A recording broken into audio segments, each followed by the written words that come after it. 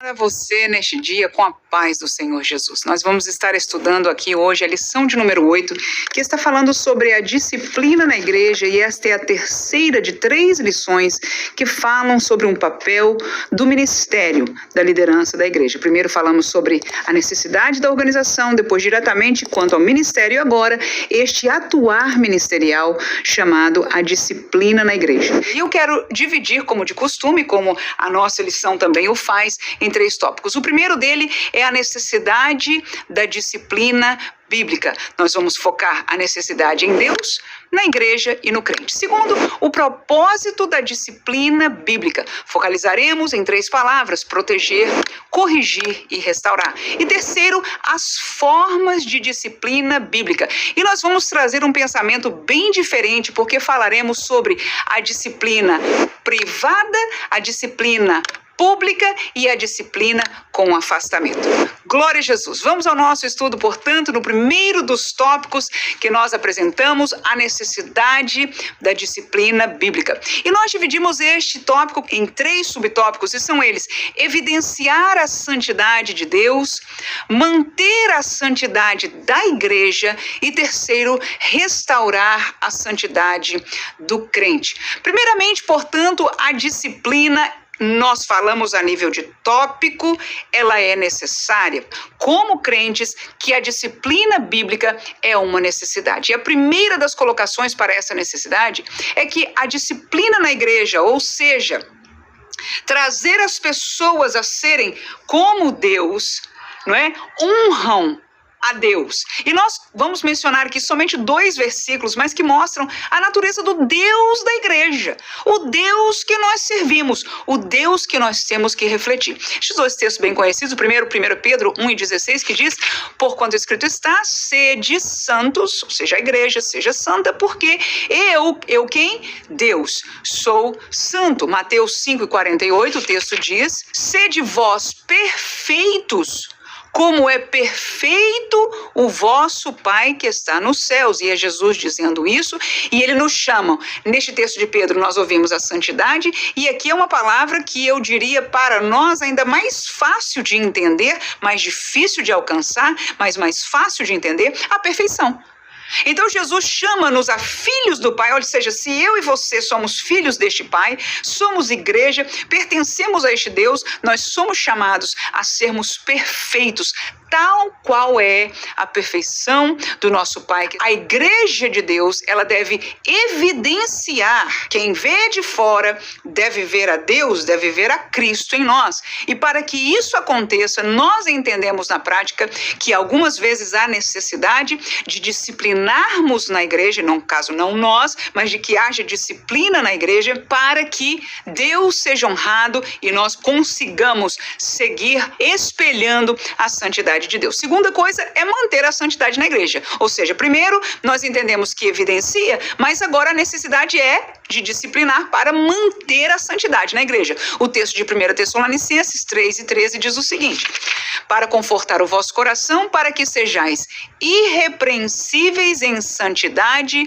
diante de nosso Deus e Pai, na vinda de nosso Senhor Jesus Cristo com todos os seus santos. Essa é uma palavra pastoral. Paulo está falando aos Tessalonicenses, e ele diz: vocês devem ser encontrados irrepreensíveis, ou seja, ninguém acha repreensão em vocês. E ele diz mais: irrepreensíveis em santidade diante de Deus. Então, o trabalho dele, Paulo, como pastor, é guardar a igreja, é manter a igreja em santidade tal que ela seja irrepreensível. O texto de Hebreus 12:10 diz o seguinte: porque aqueles, na verdade, por um pouco de tempo nos corrigiam como bem lhes parecia, mas este para nosso proveito, para sermos participantes da sua santidade. Veja aqui, o autor aos Hebreus está fazendo neste texto que nós conhecemos, foi apresentado nessa lição já para nós, que os pais nossos terrestres, os pais na carne, nos corrigiam, e como esta colocação de Deus como nosso Pai que corrige a quem ama, neste versículo especificamente ele diz: ele corrige para o nosso proveito. Para quê? Para sermos participantes da sua santidade. Então, manter a santidade na igreja é a razão uma, pelo menos, de que nós devemos ter o exercício da disciplina na igreja. Termino com Romanos 2:24, que diz: porque como está escrito, o nome de Deus é blasfemado entre os gentios por causa de vós. E por que seria isso, irmãos? Pelo que já falamos até agora. As pessoas que vêm de fora perguntam, não são crentes, não devem espelhar a Cristo, não devem espelhar a mensagem desta palavra. Então, quando nós pecamos, permanecemos no pecado, manchamos o testemunho de Deus, então nós estamos permitindo que o nome de Deus seja blasfemado na boca dos gentios por causa destes que estão sem disciplina na igreja, que estão permanecendo em uma atitude, um comportamento pecaminoso contrário àquilo que as Escrituras nos chama a viver. Terceira coisa, a disciplina da igreja é necessária para restaurar a santidade no crente. Deus quer que haja disciplina para que o seu nome seja honrado, para que se evidencie quem ele é. A igreja precisa de disciplina para ser mantida santa e a refletir a este Deus, mas o crente individualmente precisa manter-se disciplinado e algumas vezes ser-lhe puxado a orelha um pouquinho. Para quê? Para que seja restaurado a uma posição que ele primeiro teve. Quando nós somos perdoados, quando vemos do mundo, quando somos transformados, nós saímos das trevas, nós saímos do pecado, somos perdoados, regenerados, santificados e vimos para a igreja.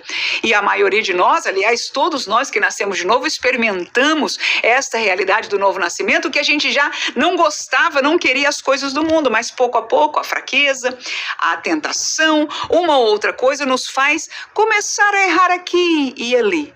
E quando isso acontece, a despeito de uma família, o pai, quando vê o filho em caminho errado, ele disciplina, ele orienta para que seja restaurado a posição de bem, a um bom caminho na vida, como a gente diz no nosso popular, para que vire um bom menino, para que seja uma boa moça, né? Para que seja um adulto bom e tenha, enfim, frutos de justiça no meio da sociedade. Da mesma maneira, o crente precisa, não pode ser deixado, não é, se desviar, caminhar como quer, não existe isso. Biblicamente a disciplina existe e ela é também para restaurar a santidade na vida do crente. E veja o texto de Hebreus 12:14 que diz algo muito importante, que às vezes a gente esquece. Diz o texto: segui a paz com todos e a santificação. Olha o que diz depois: sem a qual ninguém verá o Senhor. Então, alguns de nós estamos vivendo a vida, nós observamos um ou outro que está vivendo uma vida sem observar a santidade, sem buscar a santificação. Agora, a Bíblia diz: quem vive sem santificação não vai ver ao Senhor. E aonde é que nós vamos ver ao Senhor? Na vida eterna. Ou seja, a santificação é porta de entrada, é o estreitar do caminho estreito que Jesus apresentou para nós. Por que o caminho é tão estreito? Jesus diz, né, porfiar e por entrar no caminho, na porta estreita, no caminho apertado. Por que ele é apertado? Porque é necessário ser santo, separado, obediente à palavra de Deus do caminho do Senhor. Veja o texto, 2 Coríntios, capítulo 7 e versículo 1, e o texto diz assim: ora, amados, pois que temos tais promessas, purifiquemo-nos de toda a imundícia da carne e do espírito, aperfeiçoando a santificação no temor de Deus. Então aí está a orientação pastoral de Paulo. Aqui, irmãos, ao crente, nós que temos essas promessas, nos purificar da imundícia. E a imundícia no espírito e na carne e no espírito, porque há imundícia em ambas essas posições. Veja que o espírito aí é com E minúsculo, o espírito do homem. A nossa realidade, nosso dia a dia, a nossa presença espiritual diante de Deus, que pode ser manchada pelo pecado, que pode ser manchada pelo caminho, pelas coisas que nós decidimos no nosso dia a dia, por onde nós estamos, como dizia o salmista, né? Bem-aventurado o varão que não anda, né? Que não se senta, que não se detém e assim por diante. adiante. Então, estes lugares muitas vezes têm sido a nossa escolha e a nossa santificação tem sido manchada. Mas a orientação é que alguém nos deve chamar a atenção. Aleluia! Não é para todo mundo. O questionário nós chamamos a atenção disso. Não é todo mundo na igreja que pode disciplinar. Pelo contrário. Aleluia! Mas nós precisamos de alguém que tenha esta autoridade para disciplinar na palavra do Senhor, para que nós não nos percamos por aí, mas antes, se por acaso acontecer de nos desviarmos de alguma maneira, sejamos trazidos e restaurados de volta a essa santificação, como diz o texto de Coríntios, aperfeiçoando a santificação no temor de Deus. Eu termino este tópico com 1 Coríntios capítulo 11, versículo 32, que diz: mas quando somos julgados, somos repreendidos pelo Senhor, para não sermos condenados com o mundo. Quando somos julgados, somos repreendidos pelo Senhor para não sermos condenados com o mundo. Ou seja, o ponto da disciplina aí é para não permitir nós chegarmos a voltar à condenação, a sermos condenados pelo nosso pecado e voltarmos a estar, não é? Enfim, a posição que Deus o quer, aleluia. E no fundo, é a posição que nós não só queremos, mas precisamos estar para mantermos-nos na nossa salvação. Amém? Segundo tópico, o propósito da disciplina na igreja. Vamos caminhar de acordo com o que nos foi proposto no nosso comentário bíblico. O propósito seria, em primeiro lugar, para proteger a santidade da igreja. Em segundo lugar, o propósito da disciplina seria para corrigir, ou seja, frear o pecado e a desordem. E em terceiro lugar, o propósito da disciplina seria para restaurar, para que o homem, a mulher, o crente volte à santidade e à comunhão. Mas o pai de família na igreja, o líder que Deus colocou, né, que afinal de contas, como estudamos na aula passada, foi Jesus quem deu à igreja, e ele apresenta os 5 ministérios, entre ele o pastorado da igreja. Amém? Então, o primeiro propósito é de proteger a santidade da igreja. Eu vou ao texto que foi mencionado na nossa classe, um texto conhecido, mas você vai ver Paulo exortando e usando esta disciplina, esta autoridade pastoral e apostolar na igreja de Corinto. Vamos ao capítulo 5 da primeira carta de Paulo aos Coríntios e vamos ler o versículo 1, 2, depois o 6 e o 11. Diz assim: geralmente se ouve que há entre vós fornicação, e fornicação tal qual nem ainda entre os gentios, como é haver quem abuse da mulher de seu pai. Estais inchados, e nem ao menos vos entristecestes por não ter sido dentre vós tirado o que cometeu tal ação. Vamos ao 6. Não é boa a vossa jactância. Não sabeis que um pouco de fermento faz levedar toda a massa? Vamos ainda ao versículo 11, que diz: mas agora vos escrevi que não vos associeis com aquele que, dizendo-se irmão, for devasso, ou avarento, ou idólatra, ou maldizente, ou beberrão, ou roubador, com o tal nem ainda comais. E você vai ver que toda esta carta de Paulo aos Coríntios, principalmente a primeira carta, é uma carta extremamente exortativa. Havia uma série de situações na igreja de Corinto que precisava de disciplina, e através da carta de Paulo, você vai ver que ele exerceu essa disciplina pastoral. E neste caso, como havia um jovem na igreja que estava cometendo uma fornicação abominável, que segundo a palavra de Paulo, nem o mundo, nem os gentios fazem tal coisa. Então ele disse: olha, eu não acredito que vocês nem tristes estão por não terem tirado essa pessoa da comunhão da igreja, porque a igreja tem que ser protegida quanto à sua santidade. É por isso que nós estamos falando isso a nível deste tópico. E ele, pensando na santidade da igreja, ele usa a simbologia do fermento, que é símbolo do pecado. Ele diz: vocês não sabem que um pouquinho disso vai levedar toda a massa? Ou seja, pecado espalha. E a disciplina é para não permitir se espalhar, aleluia, para segurar, o que vamos falar no segundo tópico, frear. Então, Paulo, instruindo, exercendo a disciplina, ele também explica, ele também ensina, aleluia, a igreja com amor, porque este é o papel do disciplinador, este é o papel do pastor da igreja, porque ele mereceu por causa da desobediência, e ele tem que entender, porque se ele não sabe de onde veio isso e por que o pai ou a mãe está fazendo, não está bem assim. Mas Paulo aqui explica, fala, coloca para fora, fala abertamente do pecado e explica à igreja, inclusive. Vocês não sabem que o fermento vai passar, vai espalhar, que isso faz mal para toda a igreja? Ele está protegendo a igreja. E aí ele diz, no final, nós lemos o versículo 11, né? E ele diz, e olha, eu não estou querendo dizer, no 10, inclusive, disso, não quer dizer absolutamente que não se associe com os devassos do mundo, porque para isso seria necessário sair do mundo. Ele diz, não é que eu quero que vocês não fiquem perto desta podridão do pecado em relação ao mundo, porque se você trabalha lá, vai ter gente assim.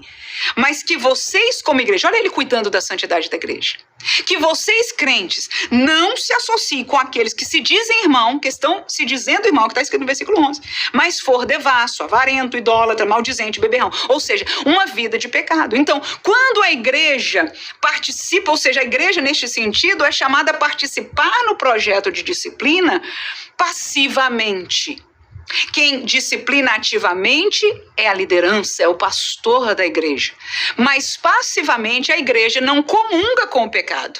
A igreja não vai atrás do disciplinado tomar cafezinho e dizer que está tudo bem. Nós não podemos fazer isso. A pessoa tem que sentir, tem que entender que a igreja é santa e que ele ou ela está em pecado, está manchando a igreja. Aleluia! E quando nós ajudamos passivamente nesta disciplina, é para o bem desta pessoa, porque toda disciplina deve ser para bem, para restauração, como já dissemos, do crente voltar ao lugar de Deus para eles. Efésios capítulo 5 é um texto que fala do desejo de Deus em relação à igreja, já que estamos falando da proteção à santidade da igreja. Efésios 5, versículo 25 ao 27 diz, vós maridos, amai vossa mulher, como também, ao ponto aí que nós vamos chegar, Cristo amou a igreja e a si mesmo se entregou por ela, para o quê? Isso, a santificar, purificando-a com a lavagem da água pela palavra, para apresentar a si mesmo igreja gloriosa, sem mácula, nem ruga, nem coisa semelhante, mas o que, irmãos? Santa e irrepreensível. É frear o pecado, é frear a desordem. Só pai pode corrigir na casa, né? Às vezes eu digo aqui na minha casa, bater, nenhum dos dois, eu tenho 2 filhos, pode. O texto diz que pregues a palavra enches a tempo e fora de tempo. Aí Paulo continua dizendo a Timóteo, redarguas, repreendas, exortes, com toda longanimidade e doutrina. Ou seja, seja paciente, porque haja exortação, haja culto de doutrina, haja colocações, ajuda a igreja para permanecer. Quem de nós não sabe, irmãos? Uma igreja que não é doutrinada, que não é chamada atenção, que não é disciplinada, acaba como, irmãos, por favor? Vejo às vezes, né, sai as notícias que o fulano fez tal, o pastor fez isso e fez aquilo e falou forte. Irmãos, pastor tem que falar forte. O problema é que nós já por um lado não queremos e já por outro lado estamos pagando o preço. Mas na casa de Deus, o homem de Deus tem que liderar. Existe pai perfeito, humanamente falando? Não. Existe homem perfeito, humanamente falando? Não. Versículo 2, depois saltaremos ao 2 e 13. Paulo diz, de modo nenhum, nós que estamos mortos para o pecado, como viveremos ainda nele? Não reine, portanto, o pecado em vosso corpo mortal, para lhe obedecertes em suas concupiscências. Nem tampouco apresenteis os vossos membros ao pecado por instrumento de iniquidade, mas apresentai-vos a Deus como vivo de entre os mortos e os vossos membros a Deus como instrumentos de justiça. Então, Paulo está ensinando a esta igreja, exortando a esta igreja, disciplinando verbalmente, nós vamos falar as maneiras de disciplinar no último tópico, mas está disciplinando, né, verbalmente a igreja através dessa carta para guardar o seu corpo, para apresentar o seu corpo em santidade. Então, onde a gente vai, o que a gente faz no fim de semana, com quem a gente está e o que está fazendo, irmão, tem tudo a ver com a igreja, tem tudo a ver com o evangelho. Aleluia! Não é só o que acontece na igreja. Em terceiro lugar, para restaurar é o propósito da disciplina. Para que o crente volte à santidade, volte à comunhão. Hebreus capítulo 12, versículo 11, o texto diz, e na verdade toda correção ao presente não parece ser de gozo, senão de tristeza, mas depois produz um fruto pacífico de justiça. E quando isso é feito no amor e na doutrina do Senhor, produz um fruto pacífico de justiça. Aleluia! Nos que são exercitados, naqueles que sabem receber o puxão de orelha de Deus, sempre para se manter, glória seja dada ao nome. Versículo 6 e 7, o texto diz o seguinte: basta ao tal esta repreensão feita por muitos, de maneira que, pelo contrário, deveis antes perdoar-lhe e consolá-lo, para que o tal não seja de modo algum devorado de demasiada tristeza. Então veja que o propósito da disciplina é restauração. E você leu comigo aquele caso que Paulo expôs na primeira carta aos Coríntios, dizendo daquele rapaz que fez uma abominação e mandou que ele fosse retirado da comunhão da igreja. Mas nós vemos agora nesta segunda carta que o pessoal cumpriu a risca pela palavra de Paulo, que ele diz: olha, não basta a repreensão, de maneira que vocês tenham que perdoar e consolar ele para que ele não seja devorado de demasiada tristeza. Ou seja, ele está dando fruto de que está arrependido, ele está dando fruto de que quer ser reconciliado, mas agora o pessoal da igreja levou tão a sério a palavra do apóstolo que diz aqui: de jeito nenhum você é um pecador e etc. E estava tudo com o coração fechado. E aí Paulo ensina: não, a disciplina ela deve ser forte, ela deve vir de Deus, aleluia. O homem de Deus disciplina da parte de Deus. No entanto, ela é para restauração. Se o homem está dando fruto, já cumpriu o tempo, já entendeu, já está fruto, quer voltar à comunhão, recebam-o com amor, recebam com alegria e vamos festejar. Estamos adiante de nós com o terceiro tópico: como se deve disciplinar biblicamente? E nós vamos colocar coisas interessantes. Ela pode ser uma correção verbal feita privadamente, uma correção verbal feita publicamente e pode ser uma correção verbal com um tipo de afastamento da comunhão da igreja. Maneira que é a melhor para nós de disciplina, biblicamente falando, é a disciplina verbal, porque você não pode disciplinar ninguém se não falar, né? Mas privadamente. E eu vou ler alguns textos bíblicos. 1 Timóteo capítulo 5, versículo 1 e versículo 2, o texto diz: não repreendas asperamente os anciãos, mas admoesta-os como a pais, aos mancebos como a irmãos, às mulheres idosas como a mães, as moças como a irmãs, em toda a pureza. E neste texto aqui nós queremos somente fazer entender que Paulo explica a este obreiro Timóteo sobre como repreender, como disciplinar. E ele chama a atenção de algo, claro que não está 100% falando no sentido de ser privado aqui, mas este respeito, essa delicadeza, essa consideração àqueles que são anciãos, você não vai falar, você não vai expor, você não vai comunicar com eles, sendo obreiro, sendo homem de Deus da mesma maneira. Então essa delicadeza, este cuidado, este amor, né? É bíblico que o apóstolo, que é pastor do pastor Timóteo, amém, está ensinando para ele. E nós com isso aprendemos que há situações que deve haver repreensão. Com certeza está aqui, olha, não repreendas asperamente a estes assim, dessa maneira. Ou seja, a realidade aqui é que estes anciãos estavam precisando de um puxão de orelha do pastor Timóteo. Seguinte, irmão, se algum homem chegar a ser surpreendido em alguma ofensa, vós que sois espirituais, encaminhai o tal com espírito de mansidão, olhando por ti mesmo, para que não sejas também tentado.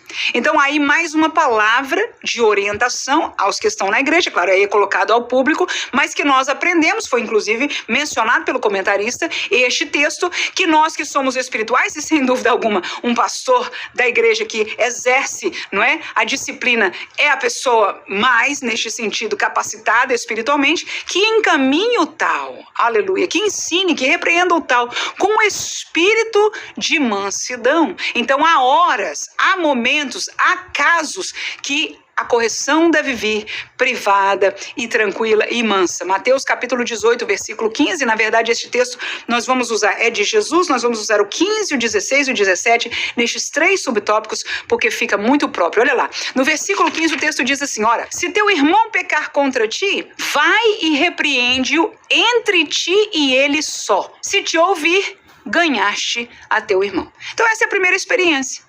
Se houve um problema entre dois, não se tem que trazer público, não tem que envolver ministério, não tem que envolver a igreja, né? Vai até ele, fala com ele, repreende com ele, admoesta ele, uma coisa entre os dois privado, aleluia. E se ele te der ouvir, ver casos que a repreensão, que a disciplina tenha que ser pública, e é bíblico. Vamos aos textos. 1 Timóteo capítulo 5, nós vamos ler agora o 19 e o 20.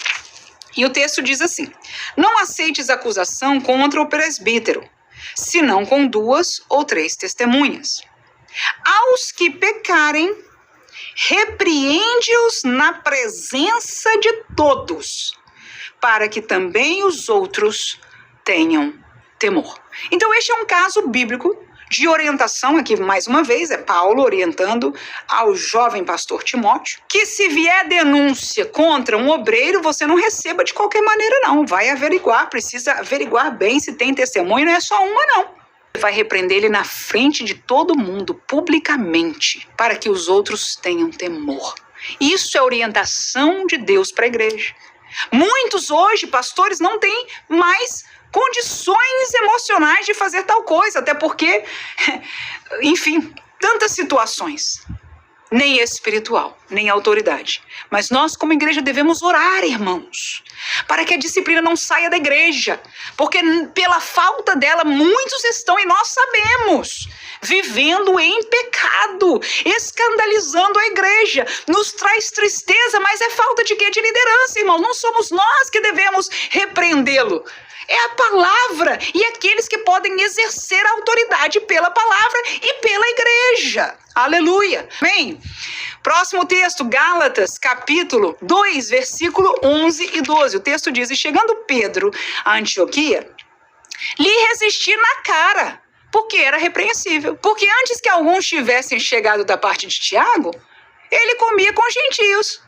Mas depois que chegaram, foi se retirando, se apartou deles, temendo os que eram da circuncisão. O que aconteceu, irmão? Paulo foi se encontrar com os outros discípulos, né, com Pedro, e quando viu o que Pedro estava fazendo, ele falou na cara de todo mundo, na frente de todo mundo, ele expôs, que disse, que negócio é esse, Pedro?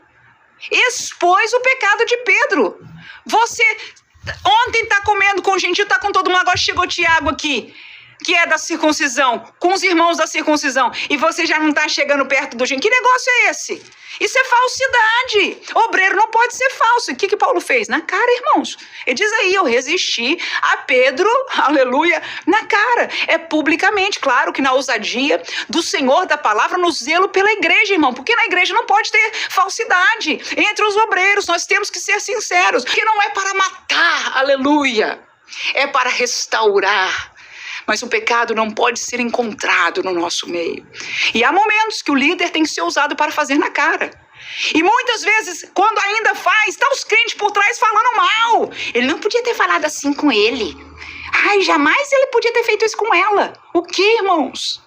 É para o bem ou não é para o bem dele ou dela? Para que assumam ainda a posição que Deus lhe chamou, como lemos na classe passada, Efésios 4:11, e ele deu uns para, foi Jesus quem deu, Jesus deu para a igreja o ministério, para ser liderança, como diz os dons, a quem é de ministrar que seja, quem é de repartir que faça, quem é de liderar que lidere, a vocação que lhe foi dada você tem que fazer, e aos pastores eles têm que pastorear, que liderar, que cuidar, que limpar, que guiar, e que repreender na hora certa e necessária. Mas se não te ouvir, leva ainda contigo 1 ou 2, para que pela boca de 2 ou 3 testemunhas toda palavra seja confirmada. Ou seja, mesmo a nível de membros, que é o tópico ou ponto que Jesus está falando, há momentos que tem que ser público. A pessoa não te deu ouvido, ele está em pecado, há uma situação.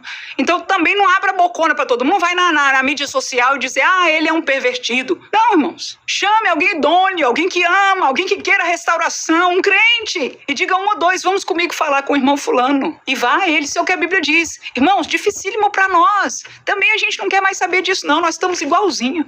O quê? Eu vou me meter nisso? Cada um que dê conta para Deus a sua vida. Isso, por favor. Vamos orar aqui. Enfim, aquilo que Deus nos guie. Na verdade, até para mim, quando eu falo disso, eu falei, meu Deus, será que eu poderia fazer isso? Será que eu conseguiria atuar desta maneira? Que Deus me ajude, que Deus me guarde. Porque às vezes a gente convive com situações como essa. A correção verbal e afastamento, isso com certeza é somente o pastor da igreja que o pode fazer. Vamos ao texto de 1 Coríntios capítulo 5, aquele exemplo que nós falamos daquele jovem, versículos 5 e 13 diz, seja entregue, Paulo diz, a Satanás, para a destruição da carne, para que o espírito seja salvo no dia do Senhor Jesus. E ainda no 13 ele diz, mas Deus julga os que estão de fora, tirai, pois, dentre vós a este iníquo.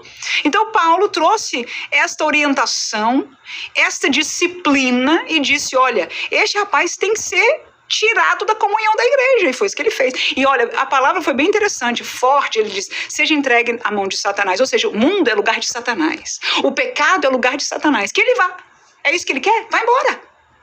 Mas ele diz, a gente manda ele para lá para que haja possibilidade de salvação. O versículo está bem claro. Para que o espírito seja salvo no dia do Senhor. Ou seja, a esperança de Paulo é que houvesse arrependimento. E houve pela graça do Senhor. Neste caso, houve. E ele no dia do Senhor foi salvo, foi encontrado em comunhão, houve restauração. Este é o propósito. Mas às vezes, para que haja restauração, o líder tem que chegar a este extremo. Quando veio falar, veio confessar, tá bem, irmão. Mas na Santa Ceia, nós vamos trazer publicamente, o irmão está afastado da comunhão da igreja por tanto tempo. Essa é a sua disciplina. Está arrependido, deu fruto, aleluia. E não é a qualquer momento, não é por qualquer besteira, não é por uma lágrima que caiu, não, é porque deu fruto. E o homem de Deus, aleluia, é aquele que julga, é aquele que é exercitado, aleluia, é aquele que tem a autoridade de Deus para tal. Terminamos com o texto de Jesus, nós falamos que ia falar do 15, 16 e 17, e o 17 diz, e se não as escutar, dize-o à igreja, e se também não escutar a igreja, considera-o como um gentio e publicano. Tá aí. Depois de levar testemunhas, a pessoa não quis ouvir, então leva o caso à igreja. Vamos falar com o pastor. Infelizmente, o irmão não me ouviu. O irmão não ouviu a estes outros irmãos. Nós tentamos tudo. Pastor, olha, a situação é essa, nós fizemos, etc, etc. Então, se ele não escutar a voz da igreja, a liderança da igreja, a admoestação e a disciplina da igreja sobre ele, então Paulo diz, considera-o como um gentio, ou seja, não tem parte convosco. Por quê? Porque a pessoa decidiu viver no mundo segundo os padrões do mundo. Ele diz, seja entregue, Paulo diz,